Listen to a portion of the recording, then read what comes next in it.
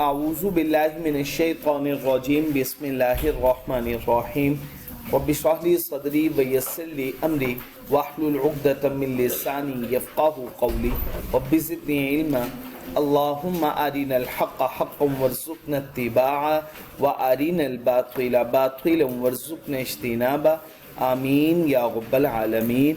अल्लाहुम्मा तहिर क़ुलूबना मिनन निफ़ाक़ व अअमालना मिनर रिया व अलसिनतना मिनल कज़िब व अअयुनना मिनल ख़ियाना फ़इन्नका तअलमु ख़ाइनतल अअयुनि व मा तुख़फ़ी सुदूर आमीन या रब्बल आलमीन। तैयब साहब, बस अब आप लोगों ने इधर उधर तवज्जो नहीं दी। बिस्मिल्लाहिर्रहमानिर्रहीम। बच्चे, हम लोग हेड ऑफ इनकम पढ़ रहे हैं।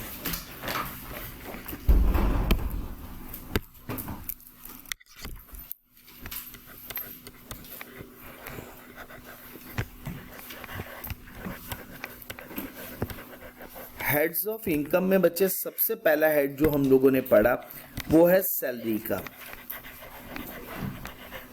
सैलरी का हेड हमारा चैप्टर नंबर 2, 3 एंड 4 था, वो हमने मुकम्मल पढ़ा।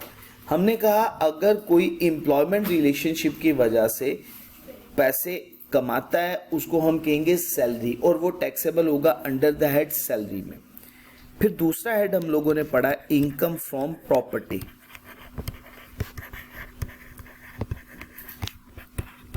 इनकम फ्रॉम प्रॉपर्टी यह है कि अगर किसी के पास प्रॉपर्टी मौजूद है, प्रॉपर्टी मतलब लैंड एंड बिल्डिंग, और वो किराए पे दे के उससे किराया हासिल कर रहा है, वो ऑनर भी है मालिक भी है और उससे वो किराया हासिल कर रहा है, तो वो कहलाएगी इनकम फ्रॉम प्रॉपर्टी। और ये चैप्टर नंबर 5 में हमने बात सीखी।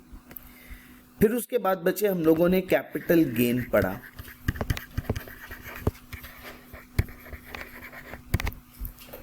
इमूवेबल प्रॉपर्टी की डिस्पोजल से होने वाला गेन या सिक्योरिटीज को बेचने से होने वाला गेन कैपिटल गेन कहलाता है।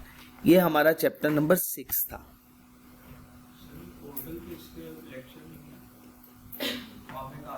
लिंक्स मैंने जनरेट करवा दिए हैं रात को, तो इंशाल्लाह आज में जो मैक्सिमम होंगे अवेलेबल, कुछ पहले से मौजूद हैं और कुछ लिंक्स में अपडेट कर दूंगा, आज इंशाल्लाह अपडेट हो जाएंगे। ठीक हो गया?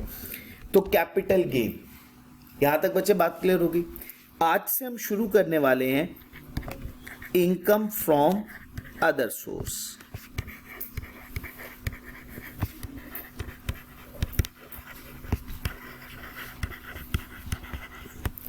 ये चैप्टर नंबर 7 है। अच्छा, एक हेड है हमारा इसके अलावा जो कि हमने अभी पढ़ना है, इनकम फ्रॉम बिजनेस। बिजनेस से इनकम जनरेट करना, बिजनेस की एक्टिविटी से। ये हमारा होगा चैप्टर नंबर 11 से चैप्टर नंबर 16 तक। इसमें हमने सीखा एम्प्लॉयमेंट रिलेशनशिप की वजह से आप अपनी प्रॉपर्टी को अगर रेंट आउट कर दें, उससे जो किराया आपको हासिल होगा income from property. Immovable property को डिस्पोज ऑफ कर दें या सिक्योरिटीज की डिस्पोजल पे होने वाला गेन कैपिटल गेन। बिजनेस से हासिल होने वाली इनकम, इनकम फ्रॉम बिजनेस।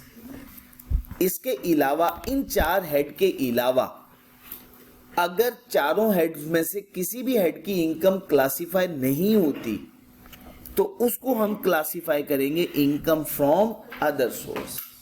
इसी वजह से इस हेड को कहते हैं रेजिडुअल हेड ऑफ इनकम। क्या वर्ड बोलते हैं इसके लिए? Residual head of income.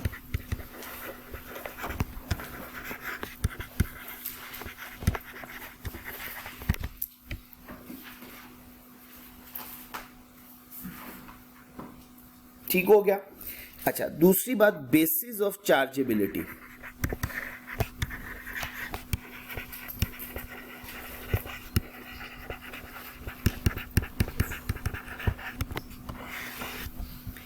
बच्चे, जब हम सैलरी की बात कर रहे थे तो हमने सैलरी के बारे में पढ़ा था, सैलरी इज टैक्सेबल ऑन, शाबाश।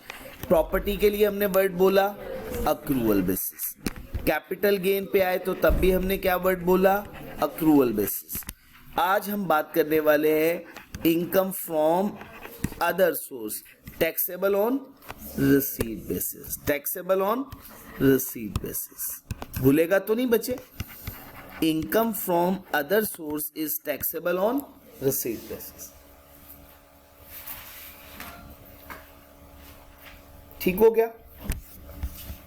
आऊज़ु बिल्लाहि मिनश शैतानिर रजीम, बिस्मिल्लाहिर रहमानिर रहीम। जी बच्चे, उसके लिए मैंने एक दिन होमवर्क पे आपको रिटेन करने के लिए होमवर्क में दिया था, असाइन किया था मैंने आपको। ठीक है, अगर आपको उसमें कोई कंफ्यूजन है तो मुझे बताओ। ठीक हो गया। आप इसको ना आज फिर याद कराइएगा। पढ़ने में कोई दिक्कत हो, कोई वर्ड समझ में नहीं आए तो हम बिल्कुल उसको डिस्कस कर सकते हैं। बच्चे, हर रेवेन्यू रिसीट्स, अच्छा, दो तरह की रिसीट्स होती हैं।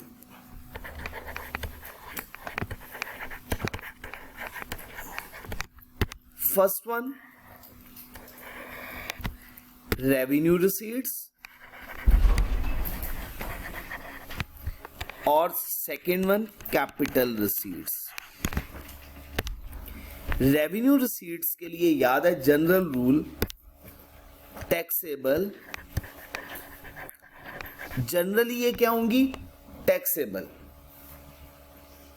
क्या होंगी? Taxable, unless specified otherwise. जब तक के खुद इसकी एग्जम्पशन के बारे में ना कह दे, अदरवाइज ये क्या है? टैक्सेबल। हर रेवेन्यू रिसीट क्या होगी? टैक्सेबल, जब तक के इनकम टैक्स ऑर्डिनेंस इसकी एग्जम्पशन के बारे में खुद ना कह दे। हर तरह का रेवेन्यू रिसीट टैक्सेबल होगा जब तक के कोई कानून ना बन जाए कि ये रेवेन्यू रिसीट आपके लिए एग्जम्प्ट है। Otherwise her revenue receipt taxable. On the other hand, अगर मैं बात करूं कैपिटल रिसीट्स की, कैपिटल रिसीट्स नॉर्मली क्या होंगी? एग्जम्प्ट। क्या होंगी? Exempt, unless specified taxable. Otherwise का मतलब है जब तक के खुद ना कह दे कि ये कैपिटल रिसीट क्या है? टैक्सेबल। जनरल रूल क्या होगा? हर कैपिटल रिसीट क्या होगी? और इसकी टैक्सेबिलिटी के लिए रूल बनेगा और इसकी एग्जम्पशन के लिए रूल बनेगा। जैसे मैं आपको एक एग्जांपल देता हूं, वरासत। वरासत क्या है? कैपिटल रिसीट या रेवेन्यू रिसीट? अब इसके लिए पेपर में सवाल आ जाए, आपको वरासत मिली है, तो अब आप क्या लिखते हो? आप कहते हो inheritance is a capital receipt, therefore exempt from tax. Therefore का क्या मतलब? मतलब ये हुआ कि कैपिटल रिसीट है, एग्जम्प्ट है, इसके लिए कोई उसूल की जरूरत नहीं है। हाँ, अगर ये टैक्सेबल है तो उसके लिए उसूल की जरूरत है, उसके लिए कुछ ऑर्डिनेंस की, कोई रूल की, कोई सेक्शन की जरूरत है। अदरवाइज रेवेन्यू रिसीट तो हर तरह की क्या है? टैक्सेबल है, जब तक के उसकी एग्जम्पशन के बारे में कोई कानून ना बन जाए। तो बच्चे, हम क्या कह रहे हैं? हर तरह का revenue receipt other than exempt income, अगर वो एग्जम्प्ट नहीं है, वो टैक्सेबल होगा under the head income from other source. हाँ, कब? Received by a person in a tax year, अगर पर्सन ने रिसीव किया एक टैक्स ईयर में। जैसे हम टैक्स ईयर 2025 की बात कर रहे हैं, इसी की बात कर रहे हैं ना। और टैक्सेबल किस बेसिस पे होगा? शाबाश। अगर ये किसी और हेड में क्लासीफाई, अच्छा लेट्स सपोज अगर सैलरी में है तो टैक्सेबल कैसे होगा? सैलरी में। प्रॉपर्टी क्या है तो टैक्सेबल होगा प्रॉपर्टी में। अच्छा, इसी तरह से कैपिटल गेन क्या है तो taxable capital gain. Income from business, और अगर चारों के चारों हेड में से किसी भी हेड में क्लासीफाई नहीं होता तो फिर हम टैक्सेबल किस हेड में करेंगे? If it is not included in any other head, अगर वो किसी और हेड में नहीं है तो फिर किस हेड में शामिल करते हैं? अदर सोर्स में। रेवेन्यू रिसीट है taxable under the head income from other source. इसी वजह से इसको क्या बोलते हैं, कौन सा हेड है ये, रेजिडुअल हेड ऑफ इनकम। कौन सा हेड ऑफ इनकम है, रेजिडुअल हेड ऑफ इनकम। आपने मुझे बताना है ये बात मैं आपको समझा पाया, मुश्किल तो नहीं है। अब एक एक करके हम कुछ एग्जाम्पल पढ़ने लगे हैं इनकम फ्रॉम अदर सोर्स की। ठीक हो गया जी बच्चे, एक एग्जाम्पल समझनी।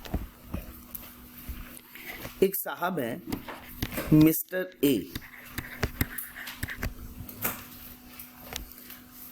उन्होंने एक कंपनी है ABC लिमिटेड, इस कंपनी में इन्वेस्टमेंट की इन शेयर्स, इन्वेस्टमेंट इन शेयर्स। अगर इन्वेस्टमेंट इन शेयर्स की है तो अब इनके पास क्या मौजूद है, शेयर्स। अगर ये इन शेयर्स को सेल कर दें तो इस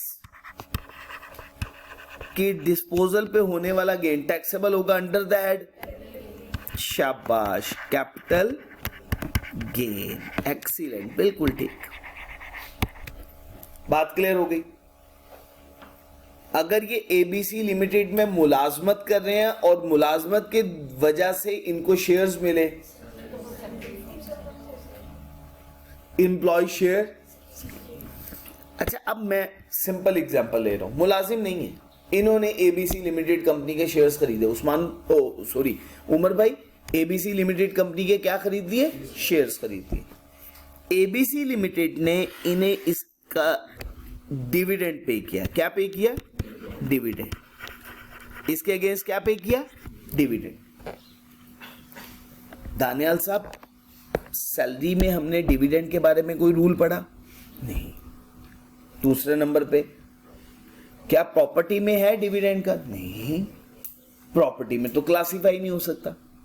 कैपिटल गेन में तो ये बात ही नहीं पढ़ी। हमने पढ़ा था कि अगर आप सिक्योरिटीज को डिस्पोज ऑफ करेंगे, उसकी डिस्पोजल पे होने, हर एसेट की डिस्पोजल पे होने वाला गेन, याद है आपको यही बात, गेन ऑन डिस्पोजल, यही बात बोलते थे। ये तो डिस्पोजल नहीं है और उसके बाद बिजनेस भी नहीं है। तो अब आप मुझे बताइएगा ये डिविडेंड की इनकम फिर किस हेड में क्लासिफाई करते हैं? समझ आ गई बात? कोई मुश्किल बात तो नहीं है, कोई कंफ्यूजन? अच्छा, अब डिविडेंड के लिए कुछ उसूल साथ साथ पढ़ता जाऊंगा, साथ साथ समझाता जाऊंगा। पहली हमने सबसे पहली एग्जांपल डिस्कस करनी शुरू की, डिविडेंड। एट्रीब्यूशन ऑफ प्रॉफिट होता है ये, मिसलिनियस सेक्शन में जाके मैं ये आपके साथ डिस्कस भी करूंगा। क्या है ये? Attribution of profit. कंपनी को प्रॉफिट हुआ इस साल का और पिछले सालों का प्रॉफिट एक्यूमुलेटेड हो, उस एक्यूमुलेटेड प्रॉफिट में से अगर कंपनी अपने ऑनर्स को डिस्ट्रीब्यूट कर दे, जिन्होंने इन्वेस्टमेंट की हुई है कंपनी में, उस प्रॉफिट को डिस्ट्रीब्यूट कर दे, उस प्रॉफिट की डिस्ट्रीब्यूशन के लिए क्या वर्ड यूज किया जाता है? डिविडेंड। क्या वर्ड यूज किया जाता है? उसी को ही कहते हैं एट्रीब्यूशन ऑफ प्रॉफिट या एलोकेशन ऑफ प्रॉफिट। जी जवाब साहब, बात क्लियर है? जब भी कोई भी कंपनी डिविडेंड पे करती है, जैसे इस एग्जांपल में मैंने क्या बोला, ABC limited company mister A को क्या पे करने लगी है? डिविडेंड। डिविडेंड पे करते हुए ABC लिमिटेड ने टैक्स को विदहेल्ड करना है, टैक्स डिडक्ट करना है। क्या करना है? टैक्स की अमाउंट को डिडक्ट करना है। लेट्स सपोज डिविडेंड पे किया जाने लगा 100 का, कितना टैक्स डिडक्ट करना है साथ साथ? 15 रुपीज का। जनरल अभी समझते, बाद में हम पढ़ेंगे IPP के लिए क्या रूल है, अगर किसी कंपनी की इनकम एग्जम्प्ट है तो उसके लिए क्या उसूल है, तो ये बातें अभी हम पढ़ते हैं। जनरल रेट क्या है? 15% eight the rate of 15%। Eight the rate of 15% 100 के अगेंस्ट कितनी अमाउंट बनेगी? 15। एबीसी कंपनी ने 15 रुपए का टैक्स डिडक्ट करना है और डिडक्ट करने के बाद किसको डिपॉजिट करवा देना है? एफबीआर को, फेडरल बोर्ड ऑफ रेवेन्यू को। अब ये बात समझिएगा, बिस्मिल्लाहिर्रहमानिर्रहीम।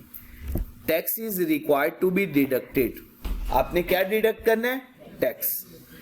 किस इनकम में से? डिविडेंड के इनकम, जो कि टैक्सेबल है और अंडर फाइनल टैक्स रजीम। एफटीआर का क्या मतलब है? Final tax रजीम, full and final tax liability. आपने ये 15 रुपए जमा करवा दिए, ये बात की क्या होगी? फुल एंड फाइनल टैक्स लायब। अब आपसे मजीद पैसे नहीं मांगे जाएंगे या आपको मजीद इसके अलावा पैसे जमा नहीं करवाने। आपकी यही जिम्मेदारी थी और ये जिम्मेदारी आपने पूरी भी कर डाली। इसको कहते हैं FTR, full and final tax liability आपकी यही है। लेकिन इसका मतलब क्या होता है? FTR, final tax regime. जी मुर्तजा भाई, बात क्लियर हो गई सब लोगों को? सुहेब साहब समझ आ रही है? जीशान साहब आपको भी क्लियर? तो क्या वर्ड बोला? Full and final tax liability. Rate fix. FTR के रेट्स गिवन है, ये रेट्स आपको खुद से याद करने हैं, ये एग्जाम में नहीं गिवन होंगे। For a share holder including a corporate share holder and, यहां तक बच्चे बात क्लियर हो गई? Including a corporate share holder. अब ये जो बात कही है, ये क्या बात कही है, ये समझते हैं। अच्छा, आप पहले ये बात समझते हैं। अब आप मुझे बताइएगा, मिस्टर ए एबीसी लिमिटेड में इन्वेस्टमेंट करके बैठा हुआ है, इन्वेस्टमेंट इन शेयर्स है। तो मिस्टर ए के पास एबीसी लिमिटेड के शेयर्स मौजूद है। तो मिस्टर ए क्या हो गए? Share holder. किस कंपनी के? एबीसी। अच्छा, अब अगर मैं कहूं एक कंपनी और है XYZ लिमिटेड। XYZ लिमिटेड ने भी इन्वेस्टमेंट कर रखी है एबीसी लिमिटेड में। तो XYZ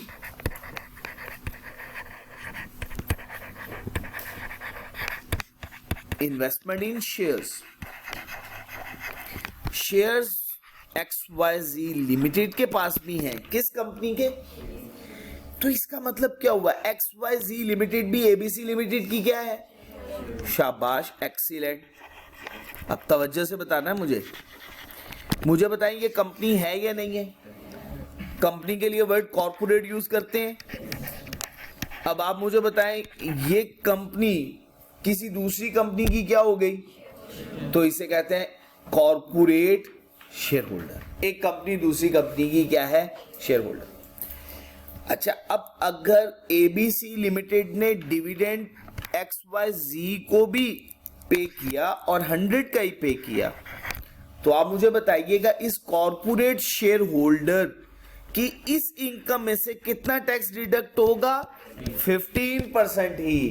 कहता है चाहे किसी नेचुरल पर्सन को, किसी इंडिविजुअल को डिविडेंड पे किया जाए या किसी कॉर्पोरेट शेयर होल्डर को पे किया जाए, तो टैक्स डिडक्ट करना ही होगा। और वो टैक्स क्या होगा? एफटीआर।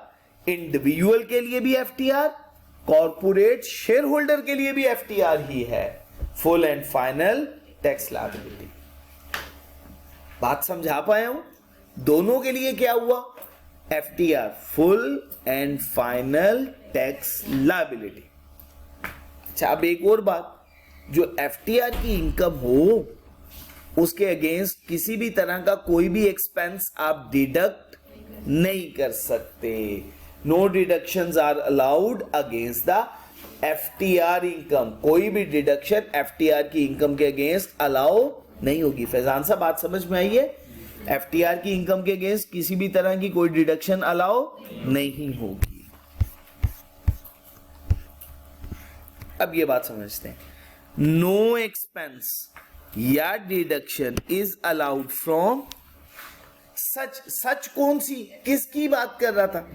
एफटीआर की, फाइनल टैक्स रजीम की बात कर रहा था। दानियाल साहब बातें क्लियर हो रही हैं? नेक्स्ट, जनरल रेट क्या है डिविडेंड के? डिविडेंड पे टैक्स का जनरल रेट क्या है? 15%. Gross amount, gross means no deductions are allowed against FTR income. Murtaza भाई, एफटीआर की इनकम के अगेंस्ट आप कोई एक्सपेंस माइनस डिडक्ट नहीं कर सकते. तो फिर इसका मतलब है टैक्स का रेट आपने अप्लाई करना है ग्रॉस अमाउंट पे. बात समझा पाए हूं? सब लोगों को समझ में आई है? However, different tax rates are applicable कुछ स्पेसिफिक केसेस के अंदर. वो क्या है? IPP, independent power producer. क्या है? हाँ, dividend paid bye IPP. Dividend किसने पे किया? IPP, इंडिपेंडेंट पावर प्रोड्यूसर ने. तो फिर टैक्स का रेट कितना होगा? टैक्स का रेट फिर 15% नहीं होगा, बल्कि क्या होगा? 7.5%. 50% रिड्यूस हो गया rate. Next, dividend receive from a company where no tax is payable by such company. ऐसी कंपनी ने डिविडेंड पे किया जिसकी अपनी इनकम क्या है? एग्जम्प्ट. अगर वो कंपनी डिविडेंड पे करे तो जिसको डिविडेंड मिलेगा उस पर टैक्स का रेट अब 15% नहीं होगा बल्कि 25% होगा. अब वो टैक्स उसे क्यों नहीं देना पड़ा? क्या रीजन है? उसकी इनकम एग्जम्प्ट है. फर्स्ट वन केस याद रखना है. टैक्स नहीं देना पड़ा किस रीजन की वजह से? उसकी इनकम क्या है? दूसरा, कैरी फॉरवर्ड ऑफ लॉसेस की वजह से. पिछले सालों में उसके लॉसेस काफी ज्यादा थे. इस साल सारी इनकम में से लॉसेस एडजस्ट हो गए. अब कुछ टैक्स उसको नहीं देना क्योंकि इनकम टैक्सेबल बची नहीं. थर्ड वन, और टैक्स क्रेडिट्स की वजह से. टैक्स लायबिलिटी बनी थी लेकिन उसे क्रेडिट्स मिल गए. ठीक हो गया? तो मैं बताता हूं, रिपीट कर रहा हूं, दोबारा बताइएगा मुझे. बिस्मिल्लाहिर्रहमानिर्रहीम. फर्स्ट वन, टैक्स नहीं देना पड़ा. क्यों? 3 में से कोई एक रीजन. फर्स्ट वन, इनकम ही एग्जम्प्ट है. दूसरे नंबर पे, पिछले सालों के लॉसेस इस साल की इनकम के अगेंस्ट एडजस्ट हो गए. थर्ड वन, टैक्स लायबिलिटी बनी लेकिन क्रेडिट्स की वजह से टैक्स नहीं देना. क्या हुआ? कोई भी रीजन हो सकती है. अभी हम पढ़ेंगे, बिजनेस इनकम में आएंगे तो कंपनीज के हमें कॉन्सेप्ट समझ में आ जाएगा. ये जो टैक्स है, ये जो इंडिविजुअल वो देगा? कौन सा इंडिविजुअल? नहीं, इंडिविजुअल की बात ना करें. जिसको डिविडेंड रिसीव हो रहा है, डिविडेंड की इनकम के अगेंस्ट टैक्स पे करना है ना, तो ये उसकी बात नहीं. अब डिविडेंड जिसको मर्जी रिसीव हो, कंपनी डिडक्ट करके पैसे देगी. जी. टैक्स का रेट कितना होगा?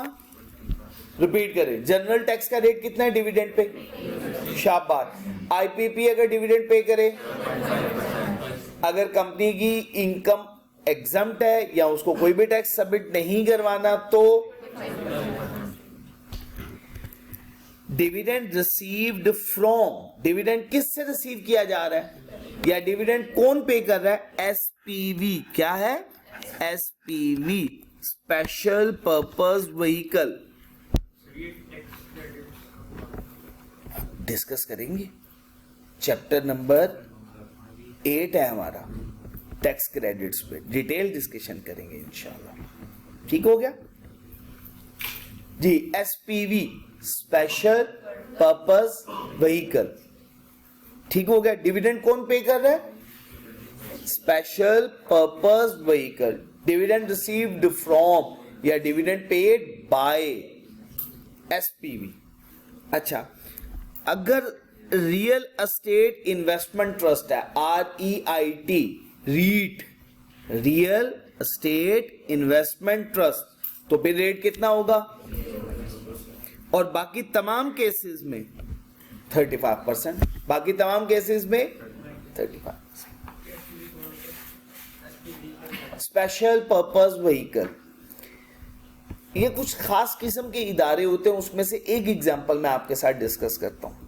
एक साहब बैंक के पास गए और बैंक के सामने रोना धोना शुरू कर दिया. बैंक ने पूछा क्या हुआ? उन्होंने कहा कि मुझे बिजनेस शुरू करना है, पैसे मेरे पास है नहीं, तो पैसों की जरूरत है। तो बैंक ने कहा सीधी तरह से बताओ, हम इदारा ही हमारा इसी मकसद के लिए बना हुआ। बैंक ने कर्जा दे दिया, अब वो कर्जा वापस नहीं कर रहे, बैंक रो रहा है। अब बैंक से पूछा तुम क्यों रो रहे हो, एसपीवी ने। उन्होंने कहा एक साहब थे, बज़ाहिर तो बड़े शरीफुन नफ्स थे, कर्जा ले गए, अब वापस ही नहीं कर रहे पैसे हमारे। बैंक से पूछा उन्होंने, एसपीवी ने, कितने पैसे लेने? कहा 20 लाख रुपया। उसने कहा ये पकड़ो 16 लाख रुपया, मैं उससे खुद ही कलेक्ट कर लूंगा। ये क्या करते हैं, आपके बैड डेट्स, हाँ, उसकी रिकवरी करवाते हैं। ये अभी एक एग्जांपल है, बाकी डिटेल में डिस्कशन इनकम फ्रॉम बिजनेस में जाके इसके सेक्शन में पढ़ेंगे। एसपीवी करता क्या है, सिक्योर करता है। सिक्योर किस चीज को सिक्योर करता है? आपके डेट्स के। नहीं, बैंक के बिहाफ पे। जैसे कोई साहब लीज पे गाड़ी लेके चले गए और ना उसकी इंस्टॉलमेंट वापस कर रहे हैं ना गाड़ी वापस कर रहे हैं। वो एक दुकान या एक प्लाजा में गए खरीदो फरोख्त करने के लिए, खरीदो फरोख्त करने के बाद बाहर निकले, गाड़ी गायब। अब वो गाड़ी कौन उठा के ले गया? एसपीवी, जिनका काम क्या है? कलेक्शन करना उन लोगों से जो कि पैसे अदा नहीं कर रहे या अदा करने से इनकार कर रहे हैं, तो वो आपके डेट्स को सिक्योर करते हैं। ठीक हो गया? तो जी अभी हमने कुछ बात पढ़ी है, बाकी डिटेल में और भी काम हो सकते हैं। अभी तो सिर्फ हम इतनी सी बात समझ के आगे कंटिन्यू करने वाले हैं, क्योंकि ये टॉपिक नहीं है। अगर एसपीवी डिविडेंड पे करे तो कौन पे करे? एसपीवी। अगर रियल एस्टेट इन्वेस्टमेंट ट्रस्ट के सूरत में है तो 0%, बाकी तमाम केसेस में 35%। कोई दिक्कत तो नहीं? एक दफा रिकॉल करते हैं। जनरल रेट 15%, आईपीपी पे करे तो 7.5%। अगर कंपनी की अपनी इनकम पे कोई टैक्स नहीं बना या उसको टैक्स नहीं अदा करना तो 25%। एसपीवी रीट की सिस्टम में 0%, अदर केसेस में शाबाश। अब देखें दोबारा रिपीट हो रहा है वही case. Real estate investment trust, ये सोसाइटीज नहीं, हाउसिंग सोसाइटीज, रियल एस्टेट का कारोबार करने वाले। हाँ बिल्कुल ठीक हो गया जी। जी बच्चे,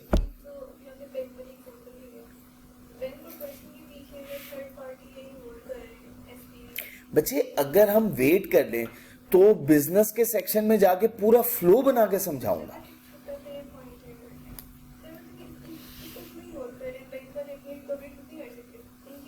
बैंक वाले खुद ही रिकवरी कर सकते हैं, लेकिन बैंक वाले ने ये इदारा खुद बना के रखेंगे। जब मुलाजिम लोगों को रखेंगे तो उनको हर महीने तनख्वाह भी देनी पड़ती है। हो सकता है हर महीने आपको कलेक्शन ना करवानी पड़े, इसका पूरा डिपार्टमेंट बना के रखना पड़ेगा, लोगों को खिलाना पिलाना पड़ेगा। इसके लिए बेहतर नहीं आउटसोर्सिंग। जब हमें जरूरत पड़े तब हमें उन्हें कमीशन देना है और उन्हें कहना कलेक्शन कर दो। ठीक हो गया? और ये एसपीवी ऐसे नहीं बन सकता, इसके लिए आपको लाइसेंस लेना पड़ता है। आप मतलब कोई भी इंसान उठ के आज से कहे जी मैं एसपीवी का काम करूंगा, मैं कलेक्शन करने जाऊंगा, नहीं, ये गुंडागर्दी की सेंस में आ जाएगा। नहीं कर सकते हो, इसके लिए आपके पास लाइसेंस होना जरूरी है। तो वो क्या क्राइटेरिया, क्या चीजें हैं, वो तो बाद में हम सीखेंगे जी। जी बच्चे, यहां तक बच्चे बात क्लियर हो गई? कोई कंफ्यूजन तो नहीं? ये जनरल रेट की बात की है जी, ये दोबारा से 15% किसकी बात की है? General rate. अब इसको मैं पढ़ देता हूं एक दफा। Other dividend in case of corporate and non corporate. मैंने आपको पहले भी बोला था, देखें 2 एग्जांपल मैंने आपके साथ डिस्कस की थी। मैंने कहा था एबीसी डिविडेंड पे कर रही है मिस्टर ए को। मिस्टर ए कॉर्पोरेट है? नहीं, नॉन कॉर्पोरेट इंडिविजुअल। तो उसको डिविडेंड पे करते हुए भी टैक्स का रेट कितना था? अच्छा, एबीसी ने XYZ लिमिटेड को डिविडेंड पे किया। XYZ लिमिटेड क्या है? कॉर्पोरेट। जब डिविडेंड पे किया तो उससे भी टैक्स की डिडक्शन कितने परसेंट की? तो चाहे आप नॉन कॉर्पोरेट को दें या कॉर्पोरेट को दें, जनरल रेट क्या होगा डिविडेंड का? और ये कौन सी इनकम होगी? एफटीआर। एफटीआर की इनकम के अगेंस्ट आप कोई एक्सपेंस, तो इसका मतलब ग्रॉस अमाउंट में से आपको टैक्स डिडक्ट करना। ठीक हो गया जी बच्चे? कोई कंफ्यूजन यहां तक अगर है तो आप मेरे से पूछ सकते हैं। बच्चे वापडा बिजली का बिल अगर आप देखें तो उसकी बैक साइड पे लिखा होगा आईपीपी। बिजली की प्रोडक्शन आईपीपी करता है, वापडा डिस्ट्रीब्यूटर है, उसको डिस्ट्रीब्यूट करता है। ठीक हो गया जी? बिस्मिल्लाहिर्रहमानिर्रहीम। अब बच्चे हम पढ़ने लगे ज़कात डिडक्टेड फ्रॉम डिविडेंड इनकम। क्या बात करने लगे? ज़कात की डिडक्शन फ्रॉम डिविडेंड इनकम। ठीक हो गया? हमने एक रूल पढ़ा था, हमने कहा था no expense are allowed against FTR income. लेकिन अगर ज़कात डिडक्ट हुई, ज़कात डिडक्टेड एट सोर्स अंडर ज़कात एंड उशर ऑर्डिनेंस, तो वो आप टोटल इनकम में से माइनस कर सकते हैं। क्या करेंगे? टोटल इनकम में से माइनस कर सकते हैं। टोटल इनकम माइनस क्या करेंगे? ज़कात डिडक्टेड एट सोर्स अंडर ज़कात एंड उशर ऑर्डिनेंस। लेकिन ये याद रखिएगा ज़कात उशर ऑर्डिनेंस के मुताबिक है, ये नहीं जैसे हम लोग क्या करते हैं, गरीब गुरबा लोगों को ज़कात दे देते हैं, वो ज़कात की अमाउंट हम माइनस नहीं कर सकते। ठीक हो गया? तो कौन सी ज़कात की अमाउंट? जो पे की जाएगी अंडर ज़कात एंड उशर ऑर्डिनेंस के मुताबिक। तो देखिएगा, ज़कात paid out of dividend income is deductible. वो आप क्या कर सकते हो? डिडक्ट। लेकिन डिडक्ट कैसे करनी है? From normal taxable income if any. वो टोटल इनकम में से माइनस होती है, वो मैं आपको समझा दूंगा। वो भी हम इंशाल्लाह चैप्टर नंबर 8 में पढ़ेंगे इंशाल्लाह। इसके फौरन बाद वाला चैप्टर है ना, इनकम फ्रॉम अदर सोर्स पढ़ रहे हैं, और फौरन बाद वाला एक है डिडक्टेबल। हम डिडक्टेबल अलाउंसेस के बारे में पढ़ेंगे और दूसरा हम क्रेडिट्स के बारे में पढ़ेंगे। हो गया यहां तक? कोई कंफ्यूजन, कोई प्रॉब्लम?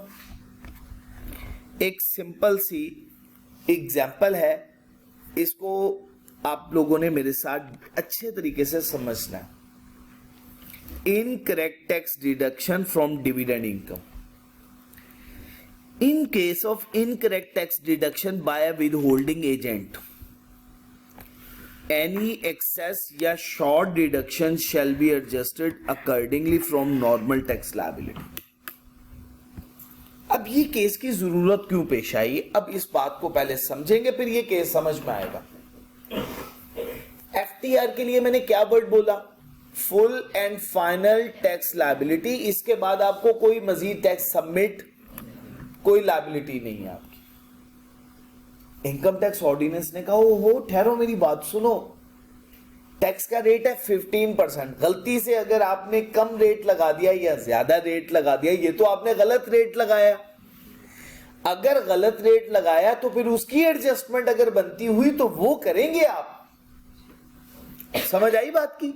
जैसे टैक्स का रेट था 15%, आपने समझा 7.5% लगेगा इस केस में, आपने 7.5% लगा दिया, तो आपने शॉर्ट पे किया। 7.5% मजीद आपको सबमिट करवाना होगा। आपने 15 की बजाय 25% पे कर लिया, तो 10% की आपको एडजस्टमेंट अलाउ हो जाएगी। तो अगर आपने इनकरेक्ट टैक्स की डिडक्शन कर डाली, कम कर दिया या ज्यादा कर दिया, तो अगर कम जमा करवाया तो मजीद आपको जमा करवाना है, और अगर आपने ज्यादा दे दिया तो बाकी आपको एडिशनल की एडजस्टमेंट अलाउ हो जाएगी। बात समझा पाए हो? कोई दिक्कत तो नहीं है? अब ये बात पढ़ेंगे तो आपको समझ में आ जाएगी। Next example, a company has deducted tax at the rate of 10% from dividend income instead of, शाबाश। अब बताएं, इनकरेक्ट टैक्स डिडक्शन हो गई, तो फिर then tax at the rate of 15% shall be included in tax liability, और इसमें से माइनस कितने परसेंट कर लेंगे? 10%। इसका मतलब 5% आपको भी जमा करवाना है, वो भी आपने जमा नहीं करवाया। तो ये कौन सी एग्जांपल थी, शॉर्ट डिडक्शन की या एक्सेस? Short deduction. सर ये ज़कात के अंदर लिखा है ज़कात paid out of dividend income, ये डिडक्टेबल मतलब ज़कात के अलावा भी अमाउंट डिडक्ट होगी? ज़कात के अलावा भी डिडक्ट होगी। टोटल 4 तरह के डिडक्टेबल अलाउंसेस हैं, वो चारों तरह के हम पढ़ेंगे। ठीक हो गया? नेक्स्ट चैप्टर के अंदर। तो ये जो ज़कात होती है ये टैक्स के तौर पे डिडक्ट होती है? नहीं नहीं नहीं, टोटल इनकम में से माइनस होती है ताकि हम टैक्सेबल इनकम कैलकुलेट कर सकें। पहले हम तमाम हेड ऑफ इनकम, मैंने पूरा फॉर्मेट बना के दिया था पहले लेक्चर्स के अंदर। पहले हम कैलकुलेट करते हैं हेड ऑफ इनकम, सारे हेड ऑफ इनकम, जैसे income from salary, income from property, income from business, capital gain, income from other source. इन सब का टोटल करेंगे, ये हमारी इनकम कहलाएगी टोटल इनकम। इसमें से हम लेस करेंगे डिडक्टेबल अलाउंसेस। एक होता है डिडक्शन, डिडक्शन खर्चों के लिए वर्ड बोला जाता है, और ये वर्ड डिडक्टेबल अलाउंसेस अलहदा से है। इसको माइनस करेंगे, ये हमारी इनकम कहलाएगी टैक्सेबल इनकम। फिर हमें टैक्स कैलकुलेट करना है, और टैक्स का फॉर्मूला क्या होता है, टैक्सेबल इनकम, शाबाश, excellent, multiply by tax liability के लिए टैक्स रेट से मल्टीप्लाई करना है इसको, तो ये बोलेंगे हम इसे टैक्स लायबिलिटी। फिर इसमें से हम माइनस करते हैं टैक्स डिडक्टेड एट सोर्स। पहले माइनस करते हैं टैक्स क्रेडिट्स, पहले माइनस करेंगे टैक्स क्रेडिट्स, फिर उसके बाद टैक्स डिडक्टेड एट सोर्स, और सबसे एंड पे आ जाएगा टैक्स पेएबल। पूरा फॉर्मेट अभी मैंने बनाया नहीं है, लेकिन सिर्फ मैंने भी पैटर्न बताया कि आपको आपके क्वेश्चन का आंसर मिल जाए बस, क्योंकि अगर मैं पूरा डिटेल से शुरू करूंगा फिर प्रॉब्लम हो जाएगी। जैसे ही मैंने ये चैप्टर पूरा कंप्लीट करना है, मैंने आपको कोई 3 से 4 न्यूमेरिकल सॉल्व करवाने पहले, फिर उसके बाद मैं अगला चैप्टर पढ़ाना शुरू करूंगा, फिर बाकी न्यूमेरिकल उसके बाद हल होंगे। जी बच्चे, बात समझा पाए हो? कोई दिक्कत तो नहीं है? फैजान साहब क्लियर होगी? आपका आंसर मिल गया? जीशान साहब, बिस्मिल्लाहिर्रहमानिर्रहीम। अगर कोई, जीशान साहब आप किसी बैरूने मुमालिक की कंपनी में इन्वेस्टमेंट कर डालें, बैरूने मुमालिक की कंपनी आपको डिविडेंड पे करे, तो उस डिविडेंड पे भी टैक्स होगा जी। पढ़ते हैं जी। Dividend receive from any foreign company, dividend is taxable at the rate of, किस अमाउंट पे, अंडर, ठीक हो गया जी। तब भी यही है, tax is deductible from gross dividend at the rate of. हाँ, अगर टैक्स ट्रीटी का केस है तो फिर हमने पढ़ा था किसकी बात को माना जाएगा, टैक्स ट्रीटी। अब रिजल्ट अब आपने खुद से पढ़ना है, जल्दी से पढ़े, क्विकली, 3 से 4 मिनट के अंदर अंदर।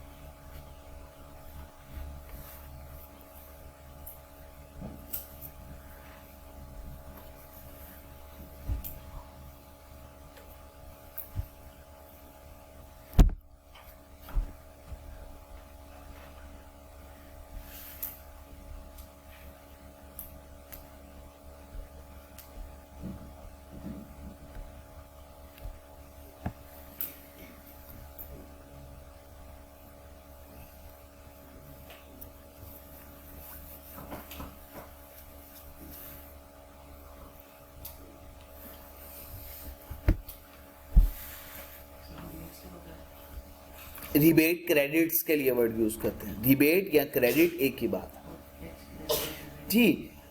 एफटीआर की इनकम के अगेंस्ट टैक्स रिबेट्स या टैक्स क्रेडिट अलाउ नहीं होता।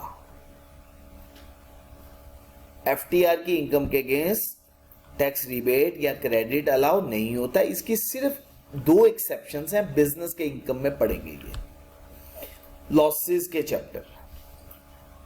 वो टैक्स सिर्फ पाकिस्तान के टैक्स वाले इकट्ठे कर सकते मैं बताता हूँ अब आपको, बात बताऊं जी। डिविडेंड की इनकम के पर टैक्स का रेट क्या होगा? क्या होगा? वेदर टैक्स इज डिडक्टेबल और नॉट। चाहे आपको इनकम बैरूने मुमालिक से क्यों ना मिल रही हो, तब भी टैक्स का रेट क्या होगा? फॉरेन कंपनी इस पर टैक्स डिडक्ट नहीं करेगी as per Pakistan tax law. Pakistan की गवर्नमेंट ही इस पर टैक्स कलेक्ट करेगी। किस रेट से? ठीक हो गया जी बच्चे। अच्छा, अगर फॉरेन कंपनी ने डिडक्ट किया टैक्स डिविडेंड पे एज पर that foreign country's law, that foreign tax credit shall not be allowed. फिर उस पर फॉरेन टैक्स क्रेडिट अलाउ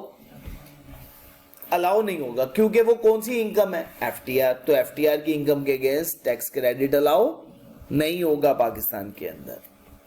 ठीक है, क्योंकि वो एफटीआर की है और एफटीआर के against no tax credit is allowed. ठीक होगा जी बच्चे, यहां तक कोई कंफ्यूजन तो नहीं है? चलो जी, बिस्मिल्लाहिर्रहमानिर्रहीम। अब अगला कॉन्सेप्ट हमारा डिस्कस होने लगा। अच्छा बच्चे, रॉयल्टी की इनकम भी हमारी कहां क्लासिफाई होगी? Income from. अभी इसको डिटेल में पढ़ते हैं रॉयल्टी को। अभी मैंने रॉयल्टी के बारे में डिटेल बात करनी है। अभी सिर्फ मैंने क्या वर्ड बोला? Royalty. Royalty is taxable under the head income from. अभी तक दो इनकम का नाम पढ़ लिया। पहला डिटेल में पढ़ा, क्या पढ़ा? डिविडेंड। क्या पढ़ा? Dividend is taxable generally at the rate of. कौन सी head of income? Income from other source. है कौन सी इनकम की regime? Final tax regime. Clear हो गया? फाइनल टैक्स रिजीम का मतलब क्या हुआ? हाँ, no deductions are allowed and it is a full and final tax liability. ठीक हो गया जी यहां तक? नेक्स्ट अगला कॉन्सेप्ट हमने पढ़ा royalty. Royalty under that income from other source. जवाब साहब, अगला कॉन्सेप्ट आने लगा है प्रॉफिट ऑन डेट। किसकी बात कर रहा है जी? बिल्कुल ठीक हो गया जी। किसकी बात कर रहा है? अच्छा, tax is required to be deducted from with few exception. Tax का रेट कितना होगा? क्या टैक्स का रेट होगा? आफ्टर डिडक्टिंग ज़कात। क्या डिडक्ट करने के बाद? ज़कात। इफ एनी, अगर बनी तो। और ये कौन सा है? Separate block of income. लेकिन किसके लिए नहीं? कंपनी के लिए नहीं है, अदर देन अ कंपनी, क्योंकि कंपनी के लिए ये एनटीआर ही है। कंपनी के लिए क्या है? कंपनी के लिए क्या है? NTR.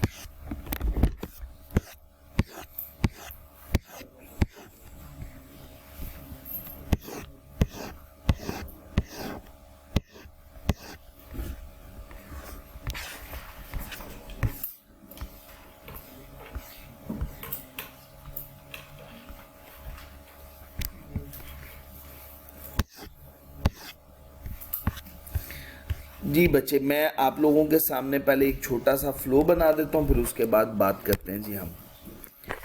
Profit on date.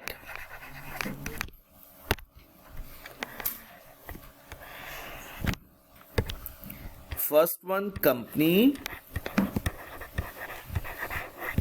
Second one AOP और इंडिविजुअल। कंपनी के लिए नॉर्मल टैक्स रिजीम, टैक्स होगा एट द रेट ऑफ 29%। अच्छा जी बच्चे, इंडिविजुअल और AOP, profit on debt greater than ₹5 million, profit on debt less than or equal to 5 million.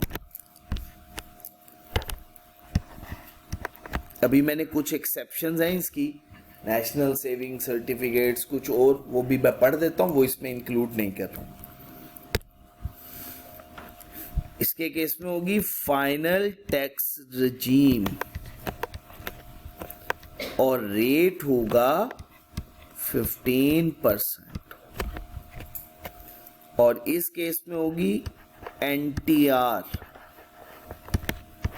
और फिर रेट अप्लाई होगा स्लैब रेट्स, ये जो नॉर्मल स्लैब रेट्स हैं।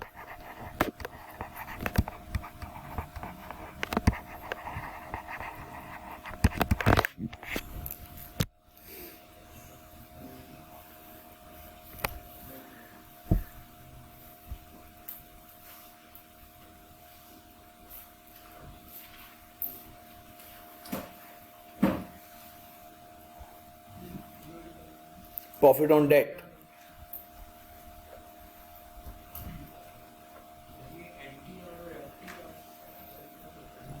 एनटीआर में हमने कहा कि हम एक्सपेंसेस इनकम में से माइनस कर सकते हैं, और फाइनल टैक्स रिजीम में हम एक्सपेंसेस माइनस नहीं कर सकते, और इसके रेट स्पेसिफिक गिवन। हमने इसमें लेवल नहीं देखना कि इनकम ज्यादा है या कम, रेट 15% है तो 15% ही होगा, और खर्चा इसमें से माइनस कोई नहीं हो सकता। कंपनी के ऊपर भी हमने एफटीआर नहीं पढ़ा था, एफटीआर नहीं लेगा कंपनी पे किस में डिविडेंड पढ़ रहे थे, तो अभी तो प्रॉफिट ऑन डेट पढ़ रहे हैं ना, फर्क आ गया ना।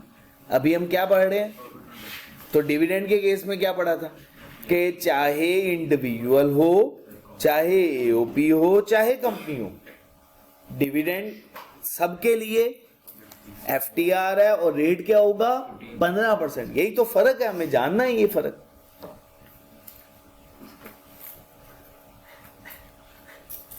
ठीक हो गया जी। अच्छा जी, अब जरा बात को समझते हैं। ये जो मैंने बात पढ़ाई है ना, इसकी मैं अब आपके साथ रीडिंग करने वाला हूं। आऊज़ु बिल्लाहि मिनश शैतानिर रजीम।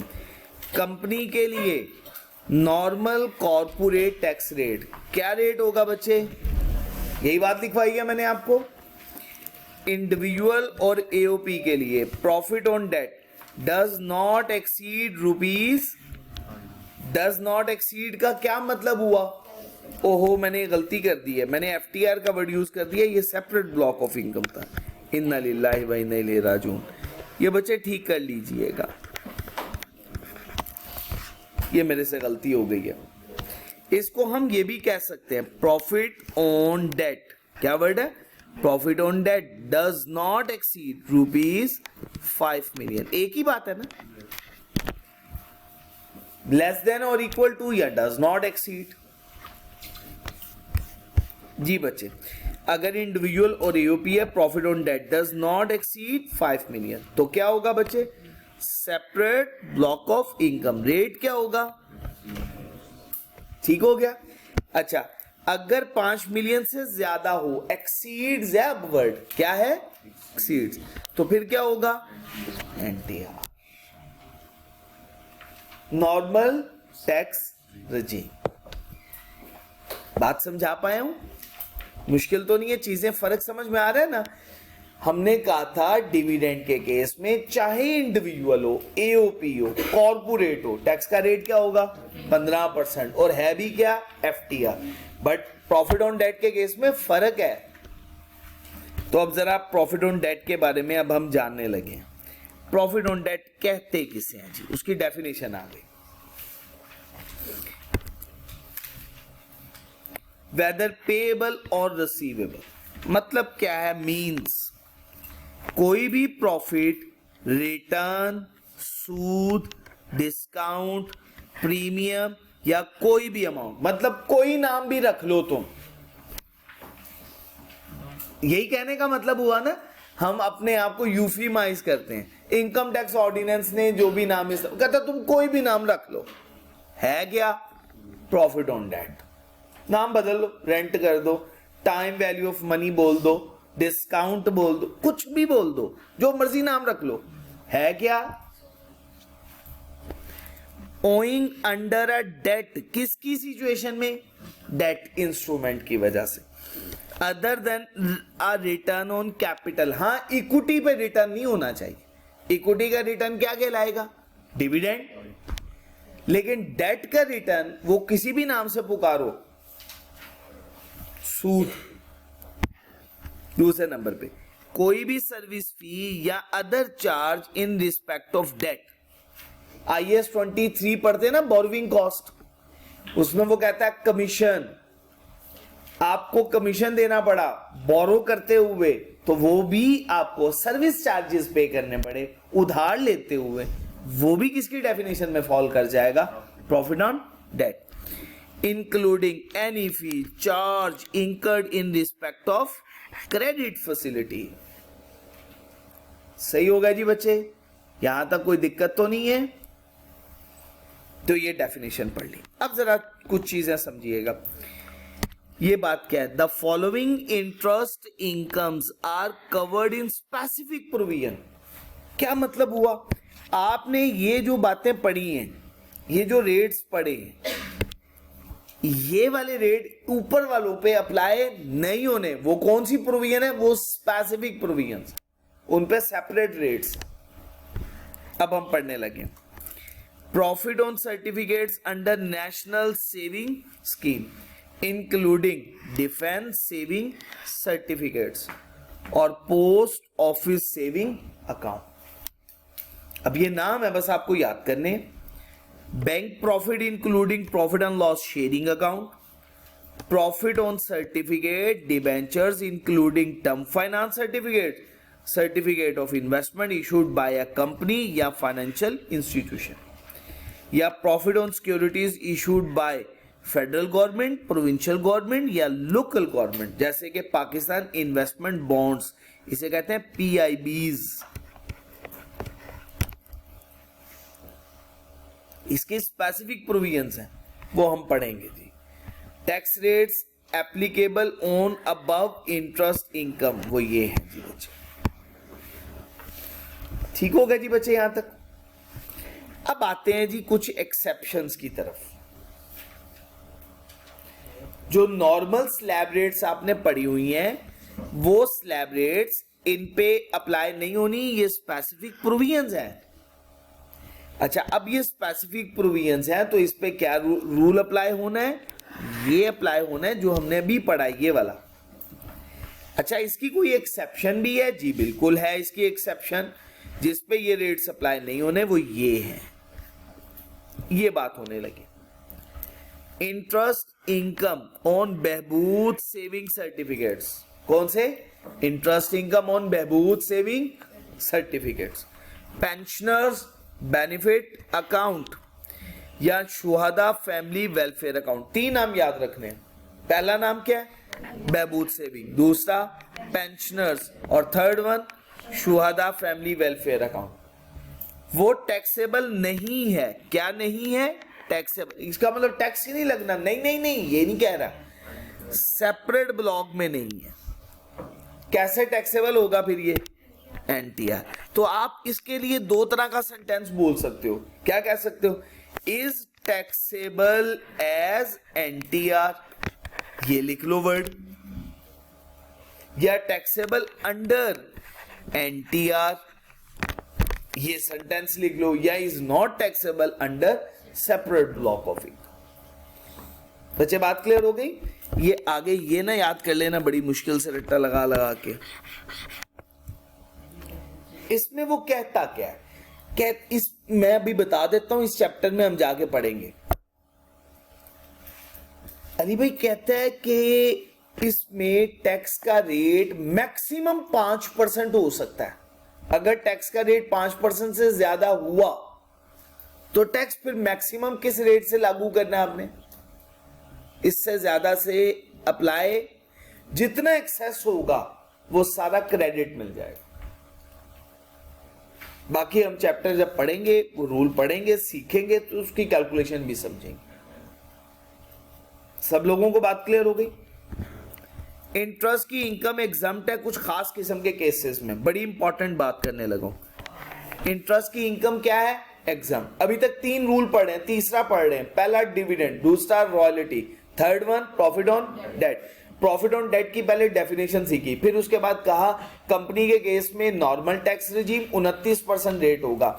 इंडिविजुअल एओपी अगर प्रॉफिट ऑन डेट की अमाउंट 5 मिलियन से ज्यादा नहीं है, separate block of income rate 15% होगा। अगर 5 मिलियन से ज्यादा हो गई तो नॉर्मल टैक्स रिजीम के मुताबिक जो स्लैब रेट्स होंगे वो अप्लाई होंगे। फिर उसके बाद 3 बातें गई, Shuhada family welfare account, pensions benefit account और बहबूद सेविंग सर्टिफिकेट। इस पर स्पेसिफिक प्रोविजन है, रिबेट मिलता है। आखिरी बात कहता है कुछ केसेस में इंटरेस्ट की इनकम सूद एग्जम्प्ट है, और अगर एग्जम्प्ट है तो फिर टैक्स की डिडक्शन भी नहीं होगी। जीशान साहब जी, अब जीशान साहब ये बात बड़ी इंपॉर्टेंट है, बात सुनिए। Profit from foreign currency account, profit from, अगर फॉरेन करेंसी अकाउंट में प्रॉफिट हुआ इन पाकिस्तान में, लेकिन हुआ किसको? फॉरेन करेंसी अकाउंट में अगर प्रॉफिट हुआ किसको? तो फिर वो क्या हो जाएगा? लेकिन अगर फॉरेन करेंसी अकाउंट में प्रॉफिट हुआ पर्सन रेजिडेंट है, फिर टैक्सेबल है। फर्क समझ में आ गया? फॉरेन करेंसी अकाउंट ओपन किया और उसमें अगर मुनाफा हुआ, नॉन रेजिडेंट पर्सन है, तो क्या होगा? क्यों ऐसा किया? ताकि जो बाहर लोग गए हुए हैं वो पैसा पाकिस्तान में अपने अकाउंट में रखवाएं, और उन्हें फिर जो प्रॉफिट होगा वो क्या कर दिया गया? एग्जम्प्ट कर दिया गया, ताकि उन्हें ये डर ना हो कि हमें टैक्स देना पड़ेगा। कहा भाई एग्जम्प्ट है, जितना भी मुनाफा हुआ एग्जम्प्ट होगा, टेंशन नहीं है, ताकि लोग ज्यादा से ज्यादा अपने मुल्क में पैसा अपने अकाउंट में रखवाएं। अब समझ आ गई बात? Profit from foreign currency account, अच्छा हो किसमें? पाकिस्तान में, और होगा किसको? Non resident. पहला पॉइंट क्लियर हो गया। दूसरा, प्रॉफिट फ्रॉम रूपी अकाउंट, प्रॉफिट फ्रॉम, लेकिन किसको? फिर अगेन वही कॉन्सेप्ट, होल्डिंग जिसके पास पाकिस्तान ओरिजिन कार्ड, कौन सा कार्ड हो? पाकिस्तान, और 3 में से कोई एक कार्ड हो। पहला कार्ड क्या है? पाकिस्तान ओरिजिन, या दूसरा national ID card for overseas Pakistani, NICOP बोल देते हैं इसको शॉर्ट फॉर्म में, NICOP, national ID card for overseas Pakistani. तीसरा, CNIC, where foreign exchange remittance is made exclusively for this purpose, कि हम बैरून मुमालिक से फॉरेन एक्सचेंज रेमिटेंस भेजने के लिए अपने घर वालों को जमा खर्च के लिए पैसे भिजवाते हैं ना, उसके लिए ये अकाउंट है। तो फिर अगर कोई इसमें मुनाफा हुआ तो वो भी क्या हो जाएगा? एग्जम्प्ट। लेकिन वो किस लिए है? रुपी में बना हुआ है, एक्सचेंज रेमिटेंस के लिए। ये 2 बातें हो गई। तीसरी बात, प्रॉफिट रिसीव्ड, किसको रिसीव हो रहा है? अब आप मुझे बताएंगे तीनों केसेस में किसकी बात, किस पर स्ट्रेस दी गई है? पहले वाला फॉरेन करेंसी, दूसरे वाला rupee account, third one non resident. और बचे नॉन रेजिडेंट में security issued by resident. Security किस? बिस्मिल्लाहिर्रहमानिर्रहीम। आखिरी बात बचे प्रॉफिट रिसीव्ड, बचे कौन रिसीव कर रहा है? कौन रिसीव कर रहा है? एक्टिवली बताओ कौन रिसीव कर रहा है? शाबाश। किन पे? सिक्योरिटीज पे। इशू किसने की? एक्सीलेंट। ये बात याद रखना। प्रॉफिट किसको हुआ? Non resident. ऐसी सिक्योरिटी पे जो सिक्योरिटी किसने इशू की? रेजिडेंट ने की। अच्छा बच्चे, अब पर्सन्स आर नॉट एसोसिएट, वो दोनों पर्सन्स जिसको सिक्योरिटी इशू की गई और जिसने इशू की, वो दोनों आपस में क्या ना हो? एसोसिएट, रिलेटेड पर्सन्स ना हो, रिलेटिव्स ना हो। Security was widely issued outside Pakistan. Security कैसे इशू की गई? Widely issued outside Pakistan. किस लिए? लोन ऑब्टेन करने के लिए, उस बिजनेस के लिए जो बिजनेस कहां पे ऑपरेट करना है? पाकिस्तान के अंदर। वो सिक्योरिटी वाइडली इशू की जाती है पाकिस्तान से बाहर, पाकिस्तान में बिजनेस ऑपरेट करने के लिए। Profit was paid outside Pakistan, profit कहां पे किया गया, पाकिस्तान से बाहर। और profit was paid on any security, और वो सिक्योरिटी अप्रूव भी किससे होनी चाहिए, एफबीआर से। पहली बात, पर्सन्स क्या नहीं हो, शाबाश, security voice widely issued outside Pakistan for raising a loan for a business in Pakistan, profit paid out of Pakistan, the profit was paid on any security, जो कि अप्रूव किससे हो, एफबीआर से। क्लियर है? मैं हाईलाइट करता हूं याद करवाने के लिए। क्या वर्ड बोला बच्चे, नॉट एसोसिएट। दूसरे नंबर पे वाइडली इशूड आउटसाइड पाकिस्तान, पूरी बात ये हो जाएगी, paid outside Pakistan, approved by FBR. ठीक होगा जी बच्चे, कोई कंफ्यूजन तो नहीं है? अभी तक हमने किसके बारे में बातें पढ़ी, प्रॉफिट ऑन डेट। आखिरी बात प्रॉफिट ऑन डेट की है। अगर प्रॉफिट ऑन डेट के अगेंस्ट ज़कात की डिडक्शन हुई है तो वो टोटल इनकम में से माइनस नहीं हो सकती, वो टोटल इनकम में से माइनस, वो डिडक्टेबल अलाउंस नहीं बन सकता। नो डिडक्शन इंक्लूडिंग ज़कात is allowed where profit on debt is taxable as separate block of income. अगर प्रॉफिट ऑन डेट टैक्सेबल हुआ है सेपरेट ब्लॉक ऑफ इनकम, तो उसके अगेंस्ट जो भी डिडक्ट हुआ ज़कात वो आप टोटल इनकम में से माइनस, लेकिन सिर्फ कब, अगर वो कैसे ट्रीट हो रहा है, सेपरेट ब्लॉक ऑफ इनकम के तौर पे। ये आखिरी बात थी, इससे आगे हम इंशाल्लाह नेक्स्ट क्लास में डिस्कस करेंगे। आज हमने अभी तक 3 बातें सिर्फ पढ़ी। कौन कौन सी 3 बातें, डिविडेंड के बारे में, रॉयल्टी के बारे में, प्रॉफिट ऑन डेट के बारे में। याद करके आएंगे कल, बहुत अच्छे से तरीके से तैयार करके आइएगा। इंशाल्लाह नेक्स्ट क्लास में इससे आगे कंटिन्यू करेंगे। अपना ख्याल रखिएगा। सुब्हानक अल्लाहुम्मा व बिहम्दिक अशहदु अल्ला इलाहा इल्ला अंता अस्तगफिरुका व अतूबु इलैक। अस्सलामु अलैकुम व रहमतुल्लाहि व बरकातहू।